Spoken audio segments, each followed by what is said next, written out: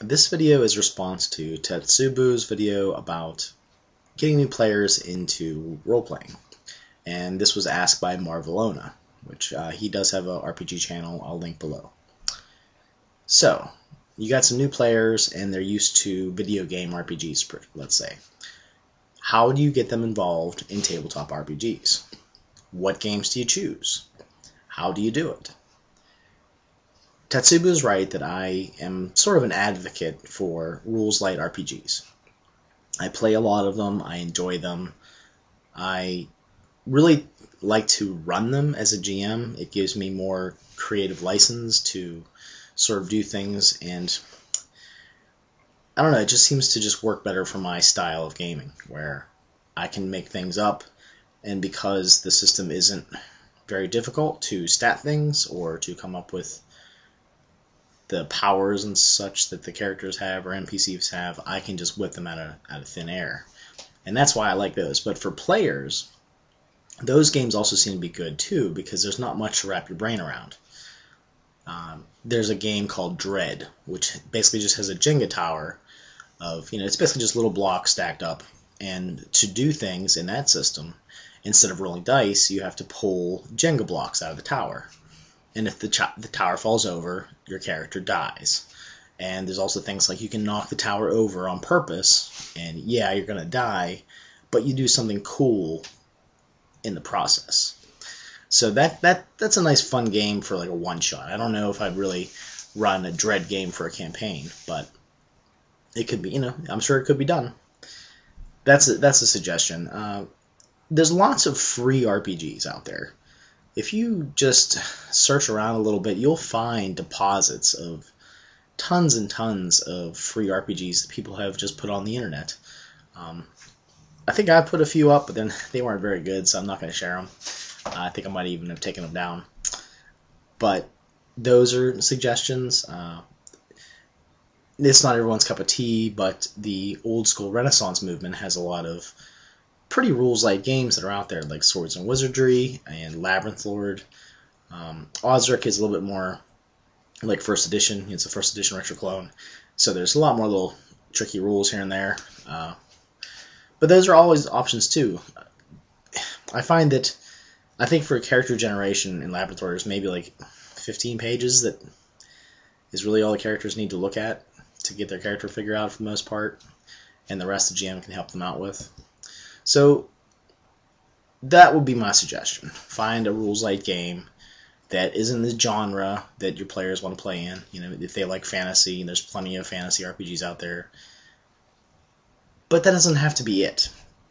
If you know a system inside and out as a GM, you can really help your players make characters. You can tell them what they need to roll in all kinds of different situations. And you can basically just, they can just like hide under your wing, Because you know the system so well, you are able to teach it well, and you are able to guide them through the process, guide them through playing.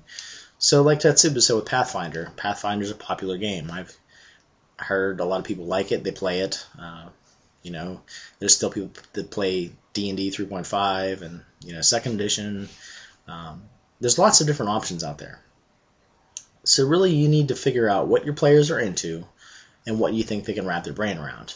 Tetsubo also said about some computer games being pretty complex, where there is a lot to take care of and keep track of and resource management, that sort of thing.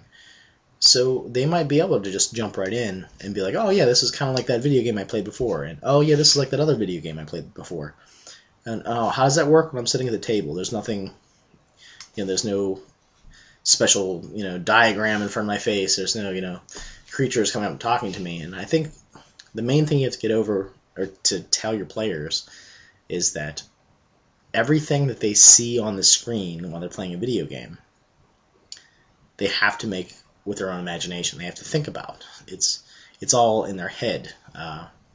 It's like when you're reading a good book, and at some points it's not like you're reading anymore. It's really like you're just in that environment, in that story.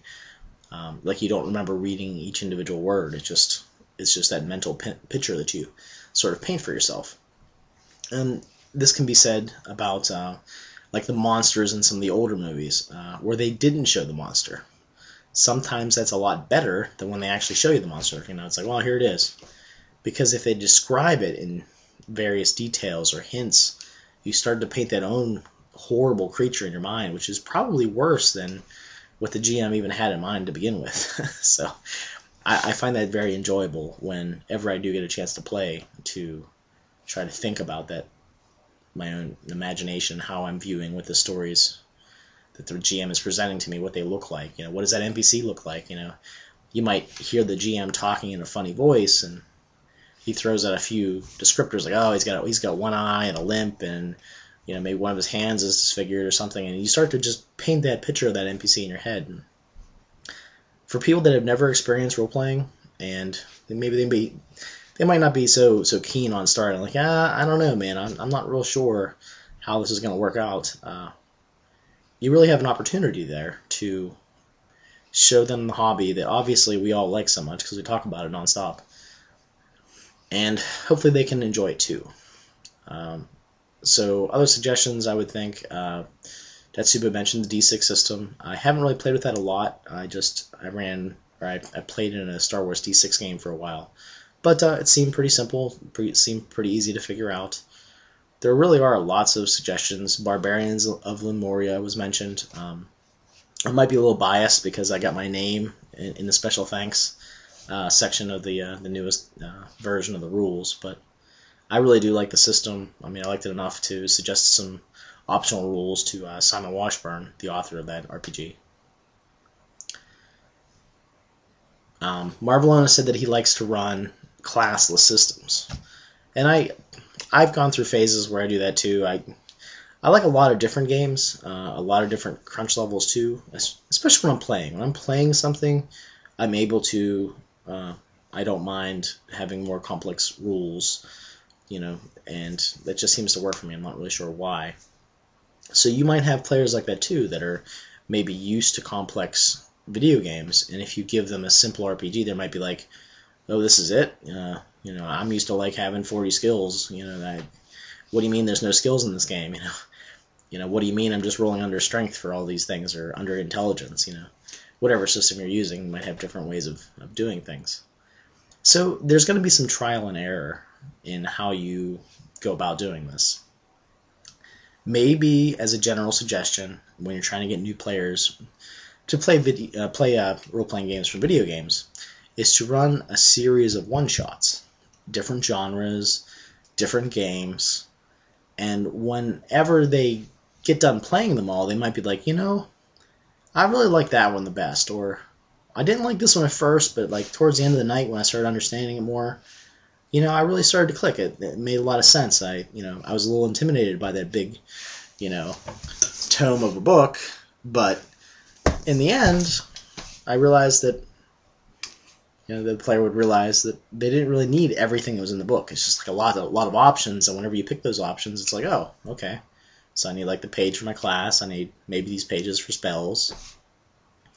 You know, maybe information on just different feats, or, you know, whatever you're using, disciplines and vampire, that sort of thing. The White Wolf system, just the core book, the new core World of Darkness, I think that would be a good RPG system as well.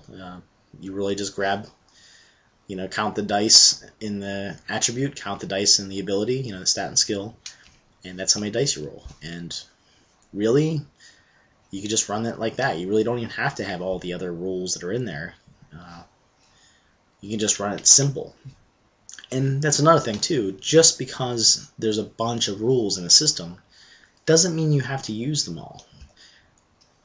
Yes, it might take some work on your part, or just some house rules to simplify things, but don't be afraid to change the rules to fit your players. I've often said that everything we say, you know, us talking heads in front of these cameras, they're all just suggestions, you know. Take what you like and throw the rest in the garbage.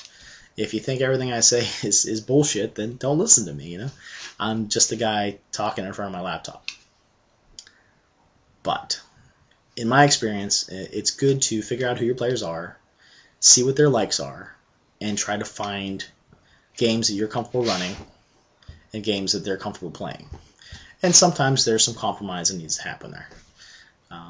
I have ran games that I didn't like for players, and in the end I regretted it because I hated running the system so bad at the end that it really didn't help out the game. So you don't want to compromise so far that you're not enjoying yourself and it's miserable, because that's going to come out in the game. If the GM isn't excited, isn't motivated to do the GM prep on the side, it's going to show. If you have like 2 hours before the session, and your friends are coming over in 2 hours, and you really can't even motivate yourself to do what you need to do to run that session that night, that's a problem. And if you burn out easy as a GM, you have to know that about yourself. Like, I know that about myself, so I tend to run rules light RPGs, and for whatever reason, I don't burn out as fast when I'm using games that I can just shoot from the hip with. Is there any other suggestions I can think about? Let's see here. If possible, try to pick a game that has a free download of the rules. There's a lot more of those out there than you might think. Sometimes they have like quick start rules, and maybe you can just run a campaign or a one-shot with those quick start rules.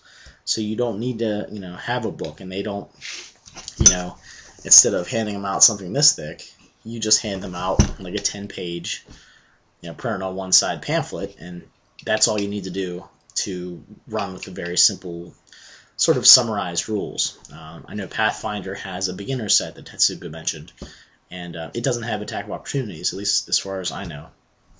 I don't own it, but that has piqued my interest. It's like, oh, really? That's kind of cool. That's one of the things I really don't like about more modern RPGs, the tactically mindedness of them. Again, it's just my own personal preference, but that got me interested in maybe purchasing that in the future if I have some extra money in the back of my pocket. So, and I guess probably my last suggestion for trying to get players in is communicate with them and listen. If they're telling you things and you're ignoring it, or you're like, oh, that's just not how this works, man. You have to be able to give and take a little bit. You have to be able to just find out what they're interested in, what they would like, maybe even the type of stories that you generally run aren't going to work well for this group. So maybe you need to modify your own style for, at least at first, until they get to know how role-playing works, what the different terms are, and they just get more comfortable with the hobby in general. So communicate with your players, especially if you're going to try to run a bunch of one-shots. Get some feedback. Feedback is very important. And be willing to answer lots of questions, and be patient. They're going to ask you questions that sound dumb or sound, whatever, and just try to tell yourself that, they're brand new to role-playing. I'm going to be patient, and I'm just going to explain things until they understand them. And repetition is part of that. What was AC again? Or, what is Thaco? Or what is my 2-hit bonus? Or what is a hit point? When do I die? Am I really dead? What's the spell I heard about called Resurrection?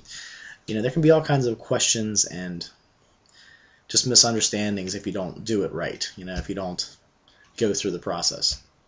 Like, for instance, my wife is she knows just enough about RPGs to be dangerous. I mean, not really dangerous, but she'll often make fun of me a little with using RPG terms, but she uses them incorrectly. So, and she's been living with me, for 12 years now, so even being around it that long, she still gets things confused a little bit. So expect that with new players. Expect them to, say the wrong thing or do the wrong thing, and be willing as a GM, be flexible enough to say, hey man, you really don't want to do that probably. Here's the reason why. These might be some better decisions for you or options. And then but then step back. It's like, just offer them suggestions and then step back, because it's really, you don't want to crush their choice making, their decision making. You want to show them that RPGs is really about freedom and choice, and in the end, about having fun.